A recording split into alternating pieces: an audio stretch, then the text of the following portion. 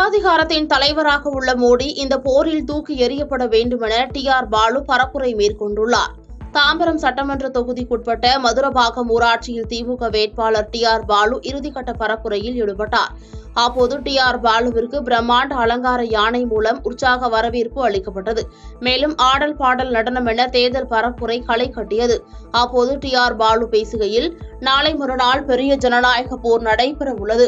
இந்த போரானது ஜனநாயகத்திற்கும் சர்வாதிகாரத்திற்கும் எதிராக நடைபெறுகிறது. இந்த போரில் சர்வாதிகாரத்தின் தலைவராக இருக்கும் பிரதமர் மோடியின் ஆட்சிக்கு முடிவு கட்ட வேண்டும் என்று பேசினார். மத்தியில் ஆளும் பாஜக அரசு தமிழகத்தை எவ்வாறு எல்லாம் புறக்கணித்து வருகிறது என்பதை மக்கள் நன்கு உணர்ந்துள்ளனர் என்றும் தெரிவித்துள்ளார். கடைசியில என்ன பண்ணாருன்னா, நான் நிச்சயமா நிதி அனுப்புறேன்னு சொல்லிட்டு ஏமாத்திட்டாரு. ஒரு நாள் 2 நாள் ஆச்சு, ஒன்னும் வரல. ஒரு வாரம் ஆச்சு, ஒன்னும் வரல. வாணியம்பாடியில் நடிகர் மன்சூர் அலிகான் பலாப்பழ கடையில் பலாப்பழம் விற்பனை செய்து பிரச்சாரம் மேற்கொண்டு வாக்குகளை சேகரித்தார்.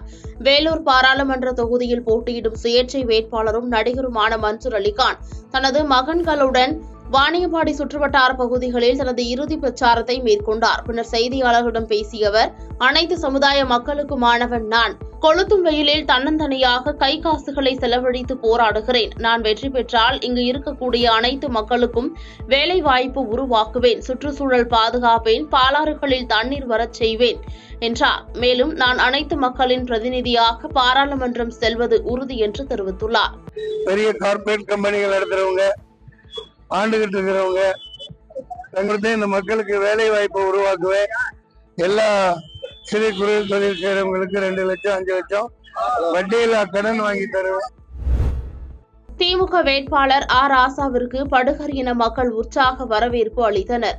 நீலகிரி நாடாளுமன்ற தொகுதியில் திமுக சார்பில் போட்டியிடும் ராசா கடநாடு, எப்பநாடு, குக்கல்துறை, தும்மனப்பட்டி உள்ளிட்ட கிராமப்புறங்களில் தீவிர வாக்கு சேகரிப்பில் ஈடுபட்டு வருகின்றார். மேலும் கிராமப்புற பகுதிகளில் பிரச்சாரம் மேற்கொள்ள வந்த திமுக வேட்பாளர் ராசாவிற்கு படுகர் இன மக்கள் உற்சாக வரவேற்பு அளித்தனர்.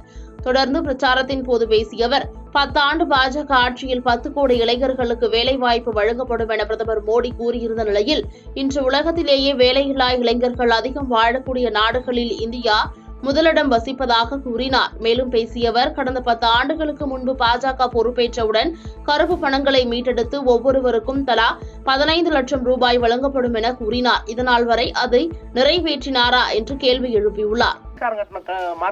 அதுக்கு 50 கோடி, இப்படி எத்தனையோ திட்டங்களை நிறைவேற்றி கொண்டிருக்கின்ற இந்த முதலமைச்சர் இந்த தேர்தலில் உங்கள்கிட்ட என்ன கேட்கிறாரு? நான் ஊட்டிக்கு அதை பண்ணேன், இதை பண்ணேன், எனக்கு ஓட்டு போடுங்கன்னு கேட்கல. தமிழ்நாட்டுக்கு நான் 1000 ரூபாய் பணம் கொடுத்தேன் ஒவ்வொருத்தருக்கும், அதுக்காக ஓட்டு போடுவான்னு கேட்கல. அவர் இப்ப கேட்கறது, உங்கள் ஸ்டாலின் அழைக்கிறேன். எதுக்கு? இந்தியாவை பாதுகாக்க, இந்தியாவை காப்பாற்ற உங்கள் ஸ்டாலின் அழைக்கிறேன்.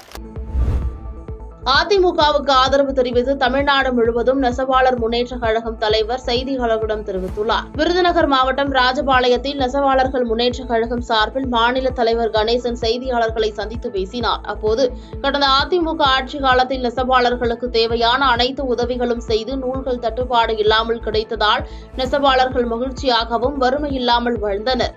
தற்போது திமுக ஆட்சியில் நெசவாளர்களுக்கு நூல் தட்டுப்பாடு ஏற்பட்டு சரியான வருவாய் இல்லாமல் பாதிக்கப்பட்டுள்ளனர். ஆகையால் நெசவாளர்கள் அனைவரும் நடைபெற உள்ள பாராளுமன்ற தேர்தலில் அதிமுக கூட்டணிக்கு ஆதரிப்பதாகவும், விருதுநகரில் அதிமுக கூட்டணி சார்பில் போட்டியிடும் விஜயபிரபாகரனுக்கும் தென்காசியில் கிருஷ்ணசாமிக்கும் வாக்களிக்கப் போவதாக தெரிவித்தனர். நெசவாளர்கள் அனைவரும் இந்த முறை பாராளுமன்ற தேர்தலில் அண்ணா திராவிட முன்னேற்ற கழகத்திற்கு முழுமையாக வாக்கு வங்கிகளை அளித்து அவர்களை வெற்றி பெற செய்து இந்த நெசவு தொழிலையும் உழவு தொழிலையும் பாதுகாத்து இந்த நெசவாளர்கள் நல்ல வாழ்வாதாரம் பெற அண்ணா திராவிட முன்னேற்ற கழகத்திற்கு வாக்களிக்க உள்ளோம். மோடி தலைமையிலான பாஜக அரசை பார்சல் செய்து வீட்டிற்கு அனுப்பும் வரை நாங்கள் தூங்க மாட்டோம் என அமைச்சர் உதயநிதி காட்டமாக பேசியுள்ளார். திருப்பூர் மாவட்டம் பல்லடம் காரணம்பேட்டை பகுதியில் திமுக கோவை நாடாளுமன்ற வேட்பாளரை ஆதரித்து உதயநிதி ஸ்டாலின் பிரச்சாரத்தில் ஈடுபட்டார். அப்போது பொதுமக்கள் முன்பு பேசிய அவர், 40 தொகுதியிலும் திமுக வெற்றி பெறும். திருப்பூர் மாவட்டத்தில் மட்டும் இதுவரை மகளிர் பேருந்து திட்டத்தை 465 கோடி பேர் பயன்படுத்தியுள்ளனர். நமது ஆட்சியில் புதுமை பெண் திட்டம் செயல்படுத்தப்படுகிறது என்று தெரிவித்துள்ளார்.